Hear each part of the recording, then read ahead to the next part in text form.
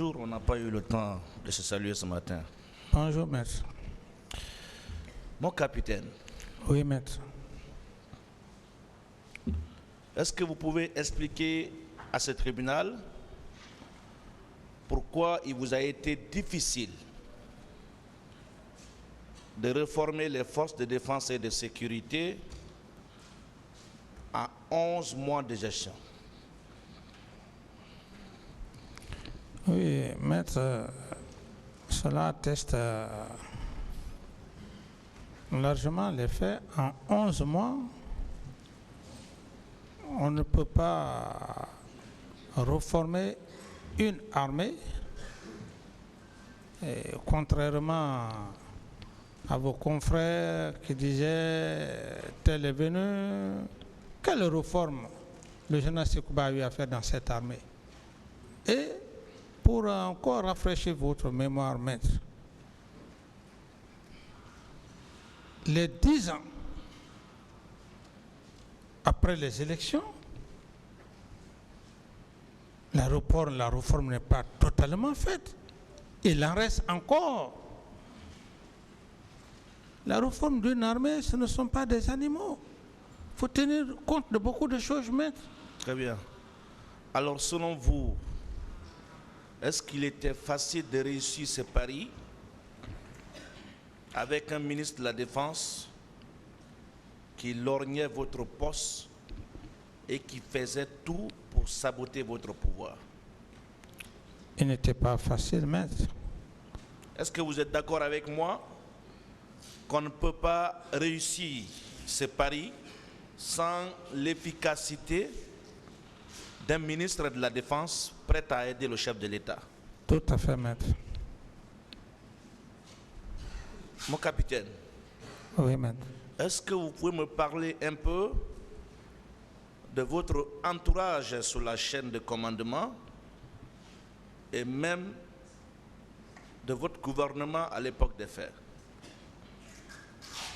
Oui, maître, lorsque vous parlez de mon entourage, je dirais tout d'abord que, contrairement à ce que beaucoup imaginent, je suis devant un tribunal criminel et par sa grâce, tout le peuple de Guinée est en train de m'écouter. Par rapport à votre question, je prends d'abord le gouvernement, mon premier ministre. Je n'ai pas toute la liste. C'était M. Kabne Koumara. Ça, c'est dans le cadre civil. Et je le dis sincèrement, le ministre des Mines,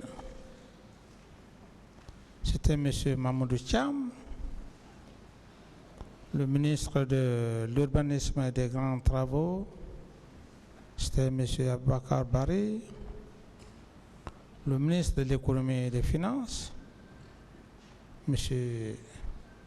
Sandé.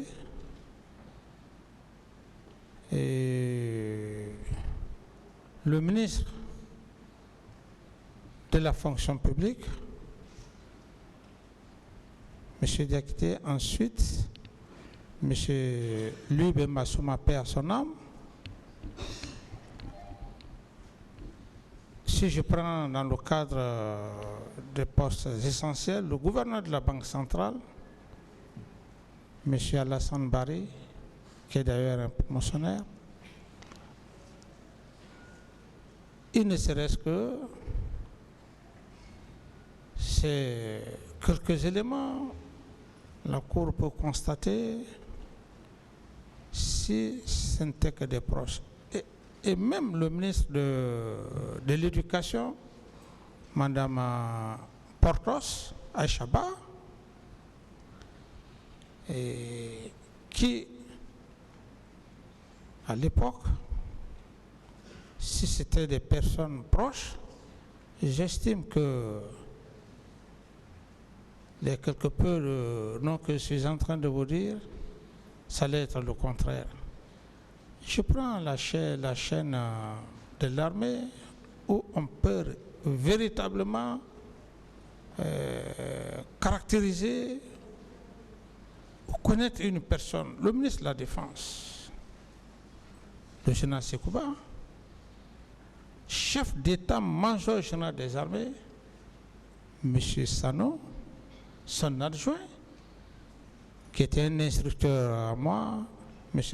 Aboulaye Keita, qui est resté d'ailleurs au Cameroun lorsqu'il faisait son cours, l'école de guerre, je l'ai nommé, le chef d'état-major de l'armée de terre, le général Kaba, ça c'est le chef d'état-major particulier, la gendarmerie, M. Ibrahim Baldé, l'armée de l'air, M. Sano, M. Mara, et l'armée de mer, le général Alpha Ousmane Diallo. Alors, lorsque vous me posez cette question, il ne serait-ce que ça, quel proche? D'autres questions? Est-ce que dans ces conditions, on a besoin de croire en ceux qui vous traitaient ici de tous les noms d'oiseaux, en tout cas pour une expression que je ne vais pas prononcer par respect pour le tribunal et au peuple de Guinée? Oui, mais ça prouve à suffisance que, contrairement à ces idées, c'est le contraire. Très bien. Alors, on va parler du complot. Est-ce que vous maintenez encore à la barre de ce tribunal que la date du 28 septembre 2009, retenue pour la manifestation, a été effectivement proposée par M. Alpha Condé au leader politique des forces vives au cours d'une réunion? Et je maintiens et je confirme devant le tribunal. Est-ce que vous ne trouvez pas curieux que M. Alpha Condé, qui a proposé cette date, quitte curieusement Conakry la veille sans informer ses amis leaders? Oui, maître. N'est-ce pas la preuve qu'il savait ce qui allait se produire au stade et les jours suivants? Tout à fait. N'est-ce pas la preuve qu'il était au cœur de ce complot? N'est-ce pas? Tout à fait, maître. Mon capitaine,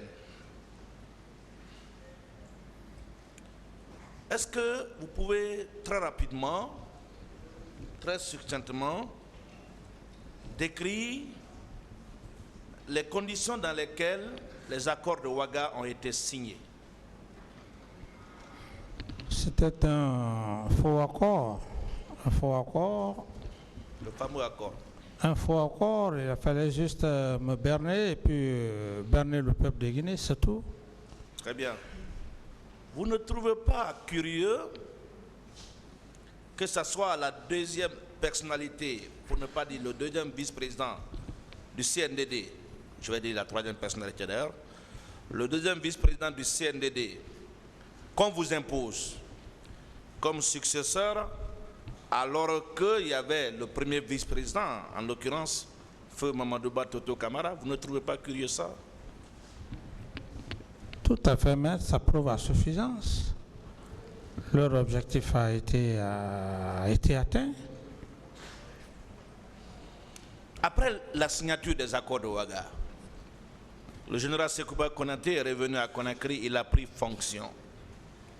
Est-ce que vous pouvez confirmer ici, à la barre de ce tribunal, que le général Sekouba Konaté, dans l'exercice de son pouvoir, nourrissait une haine contre vous et qui vous a fait assez de mal? Oui, une haine viscérale. Une haine viscérale. Et pourquoi je le dis? Parce que cet accord de Ouaga que vous êtes en train de faire allusion, maître, Oui. si je dis que ça a été un faux accord, D'autres questions?